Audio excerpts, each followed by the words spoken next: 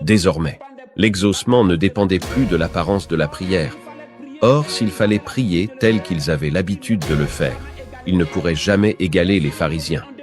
Et si aujourd'hui, on devait prier tel qu'on avait l'habitude de le faire, on ne pourrait jamais égaler les catholiques, protestants, évangéliques et branhamistes. Ils peuvent prier sans arrêt toute la nuit. Ils peuvent faire 40 jours de jeûne chaque année. Et maintenant, ils vont jusqu'à 70 jours ou même 100 jours de jeûne. Comme des fous, ils n'ont pas faim à cause de la possession. Ce sont des gladiateurs, des Goliaths de ce siècle. Et par l'esprit des prophètes de Baal, toute leur prière est une répétition de feu et de sang sur leurs taureaux, c'est-à-dire leurs fidèles. Ils se tiennent là et crient à Baal, le feu du Saint-Esprit, le feu, j'invoque le feu, le feu, le feu, le feu.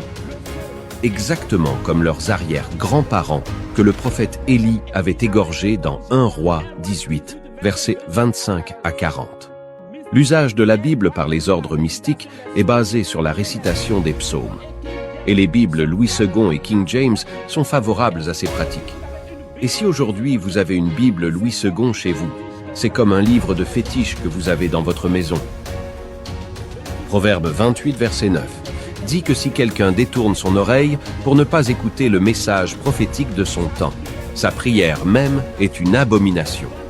Au temps de Moïse, c'était « Quiconque détourne son oreille pour ne pas écouter la loi, sa prière même est une abomination. » Proverbe 28, verset 9. Vous voyez, si une femme n'est pas soumise à son mari, sa prière même est une abomination. Si quelqu'un rejette le cri de minuit, sa prière même est une abomination. Qu'est-ce que cela veut dire? Si quelqu'un est catholique, protestant, évangélique et branhamiste, ou membre de l'islam ou du judaïsme, sa prière même est une abomination. Si vous avez rejeté l'évangile de votre temps, votre prière même est une abomination. Vous pouvez prier le Dieu d'Abraham, d'Isaac et d'Israël. Mais si vous avez rejeté Jésus-Christ vivant à travers le message de votre temps, seul Satan peut vous exaucer.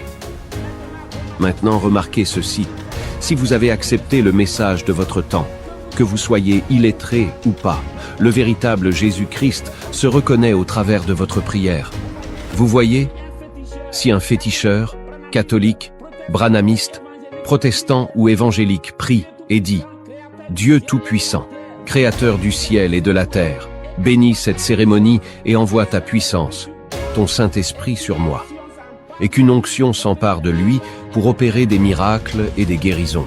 C'est le diable. Tout ce qui nous intéresse, c'est qu'ils sont des féticheurs. Le fétiche s'appelle Louis II, Tob ou eau bénite. Vous voyez, ainsi, peu importe la prière d'un branhamiste, catholique, protestant ou évangélique, c'est le diable qui agira.